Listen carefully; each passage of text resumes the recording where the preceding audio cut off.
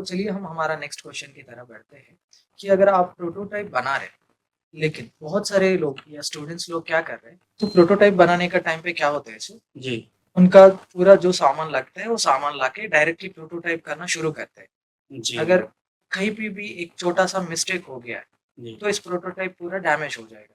जी अगर मैं एक एग्जांपल देता हूँ, एक छोटा सा प्रोटोटाइप मैं बना रहा हूँ। उस प्रोटोटाइप में आयरन शीट से बनाया है या स्टील से बनाया है, एल्यूमिनियम से बनाया है। तो ये तो बहुत फाइनल है। अच्छा लगेगा, अच्छा बिल्कुल। दिखेगा। जी लेकिन अगर उसमें कुछ गलतियाँ हो गया, तो पूरी तो पूरा प्रोटोटाइप रिसोर्सेज़ सब वेस्ट हो गए। रिसोर्सेज जी सर। वेस्टेज। तो आपका क्या सुझाव है? आप क्या बोल सकते हैं? प्रोटोटाइप ऐसे डायरेक्ट बनाना है या कुछ आप कैसे क्या बनाया करना है? सर जब हम प्रोटोटाइप बनाते हैं तो उस टाइम हम एकदम से जो हाई क्वालिटी के सामान होते हैं उसका यूज़ नहीं करना चाहिए। सबसे पहले हमें लो फिडेलिटी के यूज़ करना चाहिए। जैसे कि सबसे पहले जो मैंने अपने प्रोजेक्ट में काम किया था, तो सबसे पहले मैंने उसमें एक पतले कागज़ से उसको चेक किया था। फिर जब वो थोड़ा इम्प्रूव कर सकी तो सर उसमें मैंने मिडल फिडेलिटी की सामान यूज़ किया, थोड़ा मोटा कागज़ उसमें यूज़ किया।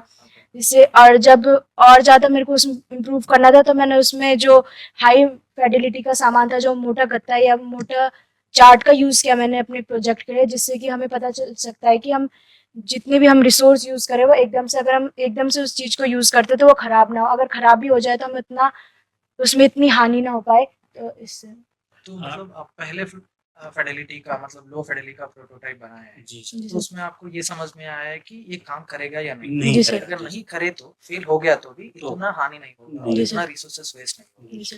अगर आपको लगा है इधर काम कर रहे, तो थोड़ा मिडिल लेवल पे जाके मिडिल थोड़ा नेक्स्ट लेवल पे फिडेलिटी उसको जी सर। प्रोटोटाइप बनाया है कि इस मेटल से ये काम करेगा या नहीं। जी फिर सर। वो आपको समझने के बाद थर्ड लेवल पे गया। जी सर। फैंटास्टिक। सर आपका इसमें क्या है? क्योंकि अनीसा का मेंटर मैं था सर, तो मैं इस चीज़ को जानता था कि अगर हमको स्कूल में भी टाइम देना है, घर को भी टाइम देना है, और इन बच्चों का जो घर और स्कूल की डिस्टेंस है सर वो 9 किलोमीटर है, तो इतना टाइम मैनेजमेंट करना बड़ा मुश्किल हो पाता है। केवल हमारे पास जो स्कूल का रेस्ट टाइम होता है उसी में हम स्टूडेंट्स के साथ काम कर पाते हैं। तो सबसे पहले बेसिकली जो अनीसा का प्रोजेक्ट था वो सिलेंडर पर था कि हम अपने घरों में हम किस टाइप के सिलेंडर्स का सॉरी कॉलम्स का यूज करते हैं, मकान बनाते समय जो हम कॉलम का यूज करते हैं वो किस टाइप के होते हैं।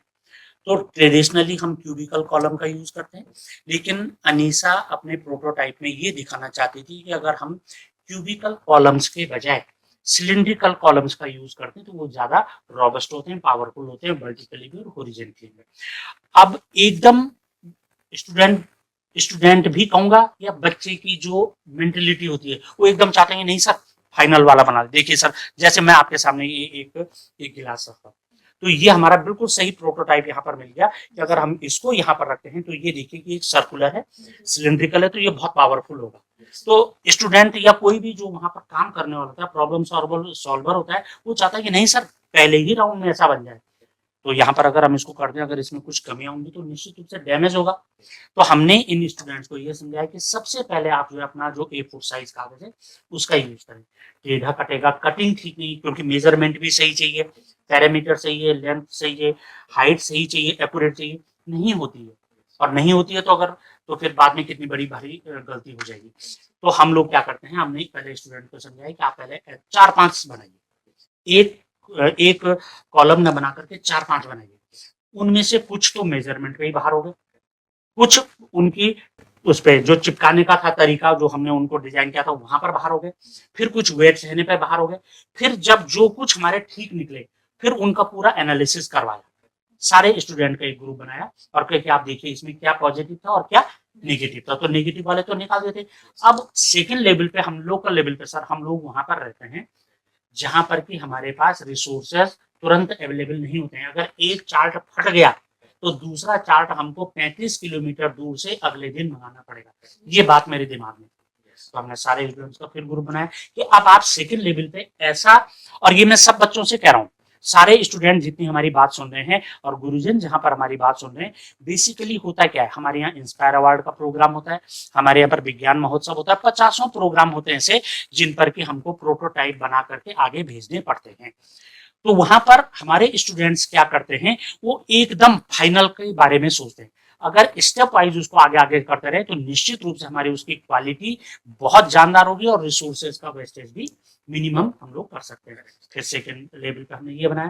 थर्ड लेवल पे, अब थर्ड लेवल पे जो हमने स्कूल में जो प्रोटोटाइप बनाया, फाइनल बन गया था, अब हमारे सामने चैलेंज था कि वहां से और 200 किलोमीटर देहरादून ला करके जजेस के सामने उसको एग्जिबिट करना, और वो भी बिल्कुल सही तरीके से है। ये बड़ा चैलेंज था। इसकी कहानी तो अनीसा खुद बताइए सर, क्या क्या परेशानी इनके समझ में आई?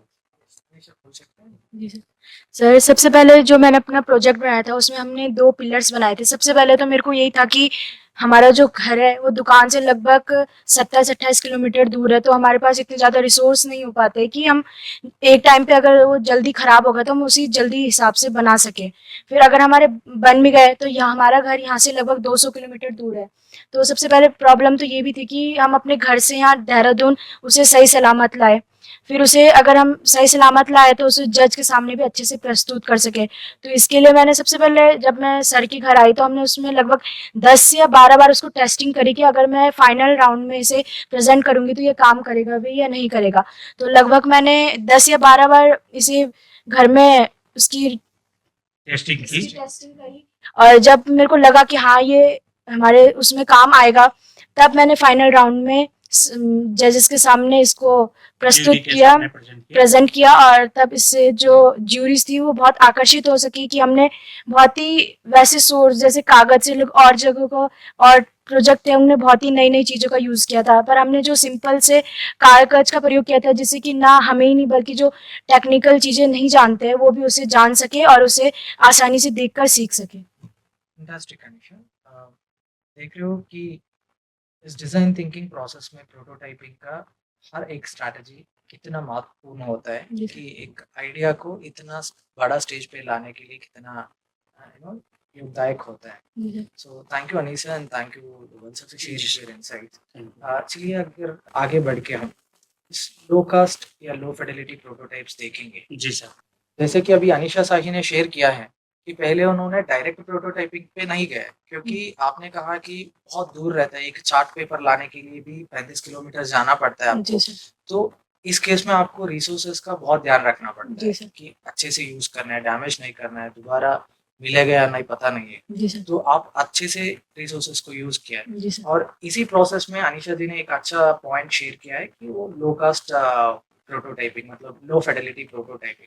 तो ये लो फिडेलिटी प्रोटोटाइपिंग अनीशा का केस में कैसे यूज किया है और एक एग्जांपल भी शेयर किया है कि वो काम करेगा या नहीं, कैसे दिखता है, कैसे रहता है, वो दिखाने के लिए, वो समझने के लिए एक लो फिडेलिटी प्रोटोटाइप बना के देखा है कि ये कन्विंस कर रहा हूँ मेरा जो आइडिया है। फिर आपको समझ में आने के बाद अनीशा साई ने क्या किया है, उसको अच्छे रिसोर्सेस अच्छे मटेरियल से बनाया है। जैसे धवल सर ने भी शेयर किया है कि उसको 200 किलोमीटर लेके जाना है, लेकिन ये जो लो फिडेलिटी प्रोटोटाइपिंग आप कार्डबोर्ड या पेपर से बनाए हैं उतना दूर तक नहीं जाएगा। तो आप नेक्स्ट लेवल पे जाके उस प्रोटोटाइप को अच्छे रिसोर्सेस से बनाए क्योंकि उसमें रिसोर्सेस भी सेव हुए और आपको पहले ही आइडिया कैसे दिखेगा, काम करेगा या नहीं समझ में नहीं आया है, तो इतना सारे फायदा हो जी। और जो सर हमारा प्रोटोटाइप कोई भी स्टूडेंट बनाता है, मैं सभी विद्यार्थियों के लिए बात कर रहा हूँ, चाहे वो इंस्पायर अवार्ड कंपटीशन हो, चाहे जितनी भी हमारे साइंटिफिक ही नहीं, चाहे वो किसी भी एरिया से रिलेटेड जो हमारे कंपटीशन होते हैं जहाँ पर कि हमको प्रोटोटाइप एग्जिबिट करना होता है, हमारा जो अगर इन स्टेप से जो प्रोटोटाइप बनेगा और उस स्टेप से जो हम लोग अपने प्रोटोटाइप के फाइनल स्टेज में पहुंचेंगे, उस फाइनल स्टेज के बीच में और अल्टीमेट जो प्रोडक्ट बना रहे हैं उसके बीच में एक बड़ी थिन लेयर होती है। शायद वहां पर पैसों का अंतर हो जाता है, कॉस्ट का अंतर हो जाता है, क्वालिटी का अंतर नहीं होता सर। क्वालिटी तो जो ये दिखाएगा वही वो दिखाएगा, लेकिन ठीक है कि अन्य चीजें उसमें इनहेंस होंगी तो उसकी सब चीजें इनहेंस होती हैं। तो विद्यार्थियों को ये ध्यान जरूर रखना चाहिए कि आप जो कुछ भी प्रोजेक्ट बना रहे हैं, सिंपल भाषा में हम प्रोजेक्ट कह सकते हैं, तो जो प्रोजेक्ट का अल्टीमेट प्रोटोटाइप आप बना करके जजेस के सामने इंस्पायर अवार्ड में या विज्ञान महोत्सव में कहीं पर भी डिस्प्ले करते हैं, उसके बीच में और जो अल्टीमेट जो सोसाइटी के लिए आएगा, सोसाइटी के लिए बनाते हैं, हम देश के लिए बनाते हैं, समाज के लिए बनाते हैं, उनके और उनके बीच में एक थिन लेयर होनी चाहिए। और जजेस जब हमारा मेजरमेंट करते हैं विभिन्न पैरामीटर्स पर, तो वो यही बात देखते हैं कि क्या आपका प्रोटोटाइप जो आपने फाइनल बनाया है ये रियल लाइफ में एप्लीकेबल है या नहीं। तो बहुत सुंदर लगता है सर जब बच्चे स्टूडेंट इस तरीके से काम करते हैं। अभी आप कुछ लो फिडेलिटी प्रोटोटाइपिंग का एग्जांपल स्क्रीन पे देख सकते हैं कि जी सर। एक हेलमेट का एग्जांपल्स आपको स्क्रीन पर दिख रहा होगा जी सर। कि वो हेलमेट कैसे बनाते हैं। जो मैं पहले हेलमेट यूज करता था उससे मेरा कान बहुत दर्द होते थे, लेकिन मैंने अभी अपडेटेड ISI मार्क वाला हेलमेट यूज करने के लिए बोलते हैं। क्यों ये सब बोलते हैं ISI मार्क यूज करने के लिए? जी सर। जी इसमें सर। हर तरीके का ये डिजाइन विजाइन सब अच्छा रहता है, जी सर। तो इसलिए डिजाइन थिंकिंग प्रोसेस हर चीज को एनहांस करने में, यूजर सेंट्रिक बनाने में यूज होता है। और आप राइट साइड में देख सकते हैं VR टेक्नोलॉजी का, जो अभी हम बहुत सारे जगह पे देख रहे हैं जी इस सर। टेक्नोलॉजी। लेकिन उस टेक्नोलॉजी में अगर आप देखेंगे वो साइज एक ही रहता है, सब हेड साइज को वो आता है। वो कैसे आता है और इसमें से जो लेंसेज यूज किया है वो कहाँ पे प्लेस किया है, तो उनका एक टेम्पररी स्ट्रक्चर कैसा होता है वो बनाया है। जी सर। अगर आप एक मोबाइल ऐप बना रहे हैं तो बहुत सारे स्टूडेंट्स का एक सवाल आता है कि सर अभी हम एक फिजिकल स्ट्रक्चर बना रहे प्रोटोटाइप के लिए, तो हम कुछ मटेरियल्स यूज कर सकते हैं, लेकिन हम एक मोबाइल ऐप बनाने के लिए सोच रहे हैं, तो किस तरीके का प्रोटोटाइप बनाए? तो उसके लिए आपके पास बहुत सारे प्लेटफॉर्म्स अवेलेबल है, जैसे कि मॉकअप्स में जाके आप mockups.com में जाके एक सिमुलेशन बना सकते हैं। जी सर। जी। लेकिन अगर आप दिखाने के लिए बनाना है, अगर आप स्क्रीन पर देखेंगे तो एक प्रोटोटाइप का इंटरफेस कैसे होता है, क्या क्लिक करने के बाद क्या आएगा, तो एक लंबा पेपर है उसमें डिफरेंट डिफरेंट इंटरफेसेस, या उसके अंदर जाने के बाद वो कैसे दिखेगा वो रहता है। अगर आप लेफ्ट से राइट खींचेंगे इसको तो आपको सेशन मतलब इंटरफेस कैसे चेंज होगा वो दिखा सकते हैं। जी सर। फिर ये थोड़ा डीप लेवल का अंडरस्टैंडिंग है। जी सर। हम प्रोटोटाइपिंग जर्नी में पहले आवर से लेके एक हफ्ते एक साल तक हमारा प्रोटोटाइप कैसे रहते हैं उसकी उसके पूरी उसकी जर्नी जर्नी है। जी सर। एक आवर में वो कैसे दिखेगा और जी एक घंटे में कैसे दिखेगा, एक घंटे में कैसे लगेगा, जी तो वो सर। सब इस प्रोटोटाइपिंग टेक्निक्स में हम दिखा सकते हैं। तो इसके बारे में हम लास्ट एपिसोड में डिस्कस किया है। जी सर। जी सर। और ये अगर आप देखेंगे जी तो बहुत सारे टीचर्स स्टूडेंट्स को हैंड में जो जाइंट्स होते हैं वो जी। कैसे काम करते वो हैं कैसे दिखाने काम के करते लिए हैं। थोड़ा उनको दिक्कत हो रही थी, देखो। और उनका टीचिंग थोड़ा डिफिकल्ट हो गया कि स्टूडेंट्स को समझा नहीं पा रहे। जी। तो एक टीचर ने आया कि ऐसा एक जॉइंट्स कैसे काम करते हैं वो एक्सप्लेन करने के लिए एक छोटा सा TLM बनाया। जी। जी और सर। ये एक है ब्रेड टोस्टर, आप घर में यूज करते हैं जी सर। कि वो कैसे रहते हैं, उसका स्ट्रक्चर कैसे रहते हैं वो एक्सप्लेन करने के लिए कोई ये एक बनाया है उसका एक तो प्रोटोटाइप प्रोटोटाइप एक बनाया है। जी सर। जी सर। अगर आप यहाँ पे ये देखेंगे तो बहुत शानदार तो ये प्रोटोटाइप से नेक्स्ट ये असली प्रोजेक्ट्स निकलता है। जी अगर सर। आप यहाँ पे देखेंगे तो इस व्हील चेयर का नीचे एक थर्ड व्हील सामने दिया गया है कि जी सर। ताकि उनका लोड सही आगे डायरेक्शन की में ओर show न हो। आगे झुके की और जगह। जो पेशेंट है वो गिरने ना पाए। Correct। और आप अगर पीछे देखेंगे तो बैल खड़े हुए हैं। जी सर। नेक्स्ट स्लाइड आप देखेंगे तो जी। उसी फार्मूला, सेम फार्मूला एक फार्मर में यहाँ पे यूज किया है ताकि इन पैरे बैल के ऊपर इस लोड ना गिरे। तो इस फोटो ने बहुत वायरल हुआ है। जी एक सर। छोटा सा फार्मर एक छोटा सा गांव में इनोवेशन किया है कि ताकि उनका जो पारे जानवर है उन पे ये लोड ना आने।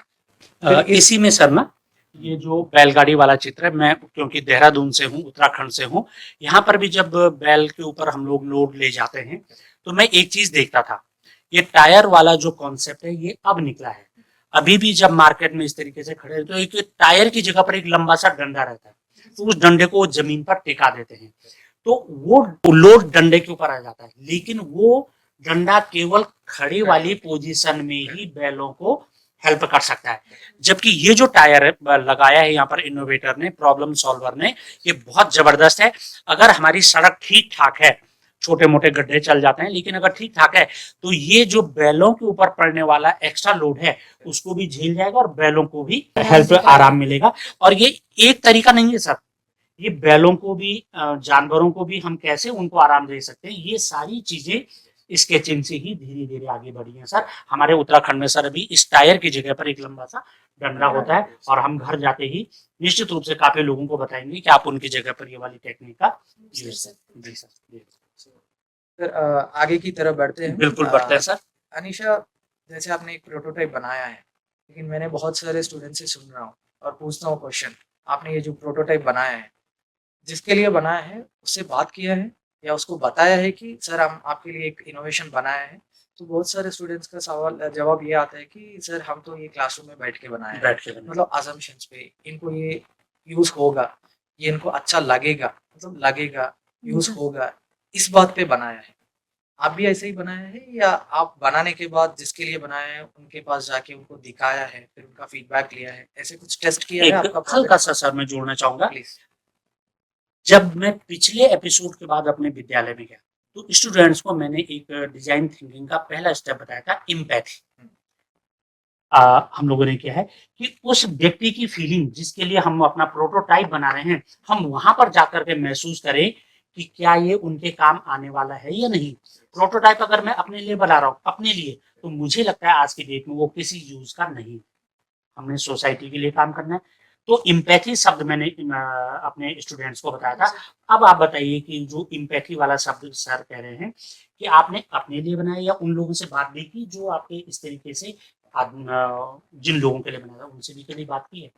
सर जैसे सर ने बताया कि एम्पैथी के बारे में कि जो समस्या मतलब जो हम प्रोजेक्ट बना रहे हो हम अपने लिए नहीं, उसको हम दूसरों की जगह पर देख के उसको सोचे और उसके हिसाब से बनाए। तो जब मैंने अपना प्रोजेक्ट बनाया था, तो जैसे कि हम गांव से, तो हमारे जो एरिया है वो झील के किनारे पे, तो जिस कारण जो हमारे घर होते हैं वो बहुत जल्दी टूट जाते हैं। तो हमें जो वहाँ के लोग होते हैं उनको बहुत प्रकार की हानियाँ भी होती है, धन की हानि होगी, समय की, और जो हमारे जानवर वगैरह पाले रहते हैं उनकी भी हानि होती है। तो जब मैंने अपना प्रोजेक्ट बनाया था, तो जो वहाँ पे हमारे अड़ोस पड़ोस में जो नए नए घर बनाए जा रहे थे, तो वहाँ पे जाके मैंने सबको बताया कि जो हम पुराने पारंपरिक रूप से जो हम क्यूबिकल पिलर का यूज कर रहे हैं वो किस प्रकार से हमारे लिए हानिकारक है। और उसकी जगह पे जो मैं आप लोगों को अपने प्रोजेक्ट में बता रही हूँ कि हमें सिलेंड्रिकल पिलर का यूज करना चाहिए, वो आपके लिए किस प्रकार लाभदायक है। आपको आपके घर में ऐसे अगर इस पिलर का यूज करेंगे तो जो घर अभी 2 साल या 3 सालों में टूट रहे हैं वो घर आगे 10 सालों तक भी मुश्किल से टूटेंगे और आपके लिए लाभदायक होंगे, जिससे आपकी धन की भी हानि नहीं होगी, समय की भी नहीं, और जो ह्यूमन रिसोर्स जितने भी होंगे उन सबकी बचत होगी। कहने का अर्थ है सर कि हमारे स्टूडेंट्स ने रियल स्टेक होल्डर से जाकर के बात की है और उनकी बात को समझा है कि उनके प्रोज क्या हैं, कॉन्स क्या हैं, कहाँ पर उनको बेनिफिट मिल सकता है। की है सर बात। Very nice. तो इस प्रोटोटाइपिंग का टेक्निक के बाद जो हम इनोवेशन एंड डिजाइन थिंकिंग के प्रोसेस के बारे में बात कर रहे हैं, उसमें प्रोटोटाइपिंग हमने बहुत अच्छे प्रोटोटाइप बना रहे हैं। जी सर। इंडिया में तो जैसे मैंने बताया 10 लाख आइडियाज रजिस्टर होते हैं, कभी जी सर। कभी 15 lakh ideas inspire award. Inspire ideas में। लेकिन इसके बाद लोग समझते हैं मेरा प्रोटोटाइप बन गया और तब ये नहीं है, उसको टेस्ट करना चाहिए। जी सर। मैं एक एग्जांपल आपको बहुत इंटरेस्टिंग एग्जांपल बता सकता हूँ। एक फिल्म डायरेक्टर ने एक मूवी बनाया, आप सब लोग देखेंगे छावा। तो छावा भी हो सकता है, छावा एक भी। हरर मूवी एक आया है, अच्छा हॉरर। तेलुगु का एक मूवी है, अरुंधति मूवी करके, तो बहुत हरर मूवी है। और मूवी बनाने के बाद डायरेक्टर ने एक सवाल दिया है। इस सवाल क्या है, सेकंड शो जो होता है 12 बजे का शो होता है, 12 बजे का शो में अकेला बैठ के फुल साउंड में मेरा मूवी देखना है और और डरेगा नहीं है क्या? कोई एक्सेप्ट ही नहीं किया है। कोई एक्सेप्ट नहीं। क्यों नहीं किया है? डायरेक्टर को पता है, वो टेस्ट किया है, या उनको पता है उनका प्रोडक्ट कितना लेवल पे क्वालिटी पे आया है, क्वालिटी कोई देख नहीं सकता है, वैसे उन्होंने बनाया। और अगर आप गाड़ी का भी देखेंगे तो महिंद्रा हर साल एक चैलेंज निकालता है, महिंद्रा स्टंट चैलेंज करके। आप महिंद्रा स्टंट चैलेंज देखेंगे तो वो हर कॉर्नर में बहुत गड्ढे रहते हैं और जितने भी सड़कों की प्रॉब्लम रहती है, फास्ट स्पीड हो गया, डेजर्ट में लेके जाते हैं और कीचड़ फॉरेस्ट में है, लेके पानी जाते में हैं, है, पानी में, हर जगह लेके जाके उनको टेस्ट दिखाते करते हैं। हैं। ये स्टंट चैलेंज क्यों करते हैं कि लोगों को समझ में आए कि हर टेस्ट में ये गाड़ी पास हो सके जी, और पास होके बाहर आए बाहर सेफ्टी में, तब कस्टमर कहीं पे भी जा सकते हैं इंडिया के हर कॉर्नर में। तो एक और सैमसंग का भी मैं बोलना चाहता हूँ। सैमसंग का टीवी जो है जी, और उन्होंने रिसेंटली एक एड निकाला है, उस एड में दिखाता है कि हर कॉर्नर में सैमसंग का सर्विसिंग अवेलेबल है जी। तो ये कैसे पॉसिबल हुआ? उन्होंने हर कॉर्नर तक उनका डिवाइसेस लेके गए, हर कॉर्नर में उनका सेंटर्स लेके गए, उन्होंने टेस्ट किया है कि हमारा अप्रोच सही है कि या नहीं। और ये हमारा अप्रोच जो है, मतलब हर चीज में टेस्टिंग सिर्फ फिजिकल फॉर्म में नहीं होता है, नहीं, कभी कभी टेस्टिंग पॉलिसी मेकिंग में भी टेस्टिंग होता है, बिल्कुल। जैसे एनईपी देखा है आप बिल्कुल, लोगों ने। बिल्कुल, तो बिल्कुल। ऐसे भी जी, बहुत सारे टेस्टिंग होते हैं, टेस्टिंग जी उनका सर। अप्रोच में वो टेस्ट किया है कि हर कॉर्नर में हमारा सर्विसेज हो रही है नहीं। वो सब टेस्ट करने के बाद उन्होंने एक एड रिलीज किया है, उस एड में देख सकते हैं कि सैमसंग का सर्विसेज बहुत कोने कोने तक है। जी सर। तो ऐसे ही हर चीज में अगर आप बिना टेस्टिंग का कुछ बाहर आए हैं, हम डिस्कस कर रहे थे इससे पहले, तो कोरोना का जो वैक्सीन है, अगर वो बिना टेस्टिंग बाहर निकलता है तो ये कोरोना से बड़ा खतरा हो सकता है। बिल्कुल, जी अगर सर। वो बिना टेस्टिंग के टेस्टिंग बाहर के बाहर आता जी है। जी। तो देखिए प्रोटोटाइपिंग का स्टेजेस में कितने अच्छे एक्टिविटीज है, और अनिशा शाही इस एक्टिविटीज को उनका मेंटर दोबल सर की सहायता से कितने अच्छे से स्कूल में किया है, और उनका सहेलियों से बैठ के कितने अच्छे से ब्रेनस्टॉर्म किया है और उनका प्रोटोटाइप को एनहांस किया है, और एक गांव से स्टेट लेवल स्टेज पे आके शाइन हुआ है, अभी नेशनल्स पे भी जाने वाली है। तो हम आपको आशा करते हैं कि आप नेशनल स्टेज पे भी विन करके आए, जी सर। और आप ऐसे ही बहुत सारे स्टूडेंट्स को इंस्पायर करते रहिए। इस प्रोटोटाइपिंग टेक्निक्स एंड स्ट्रैटेजीज आपका हर इनोवेशन का जो कंपटीशन होते हैं उसमें से आप यूज कीजिए और आपका इनोवेशन को एक अच्छा तरीके से बनाएं।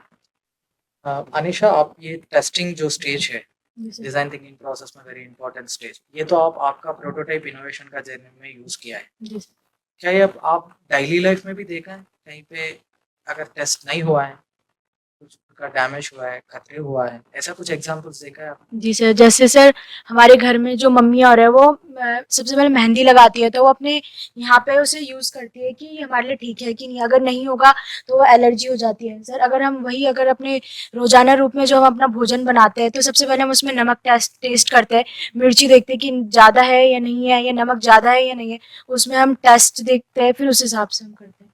जैसे आपने मेहंदी का एक एग्जांपल बताया है, ये रिसेंटली बहुत सक्सेस हुआ है, इंटरनेट में वायरल भी हुआ है कि एक शादी का वधू जो जी सर। होते हैं तो उन्होंने मेहंदी बिना चेक करे और कॉस्मेटिक्स मेकअप। जो होता है मेकअप वो जी यूज़ सर। कर लिया। बिना वो यूज़ किया टेस्टिंग के वो यूज किया है, और शादी से पहले उनका पूरा ये था। स्किन जल जो है गया। वो जल गया है और जी सर। हाथ भी जल गया है, जी सर। उनका शादी भी रुक गया है। जी सर। जो भी हम यूज करते हैं उसको मार्केट में टेस्ट करके बेचते हैं, अगर वो टेस्ट नहीं हुआ है तो ऐसे चीज हम देखना पड़ता है। जी सर। तो इस तरीके का खतरे होते हैं, तो इसलिए जो भी आप इनोवेशन का प्रोजेक्ट्स बना रहे हैं, आप आपका यूजर्स को अप्रोच करके टेस्ट कीजिए कि ये सही तरीके से काम कर रहे हैं या उसमें कुछ और चेंजेस करना है। सब फीडबैक के बाद में फाइनल प्रोटोटाइप आप फाइनल प्रोजेक्ट बाहर लेके आइए। जी और उस प्रोजेक्ट स्टेट लेवल नहीं नेशनल लेवल है उससे भी आगे जाएगा, जी और हम सब आपके साथ है इस जर्नी में। आपको कुछ इसमें सपोर्ट चाहिए, हम एस से अगस्त्या इंटरनेशनल फाउंडेशन और नवम इनोवेशन फाउंडेशन से आपको सहायता करने के लिए तैयार है। जी sir. Thank you so much Doval sir. धन्यवाद थैंक यू सर, सर। धन्यवाद सर।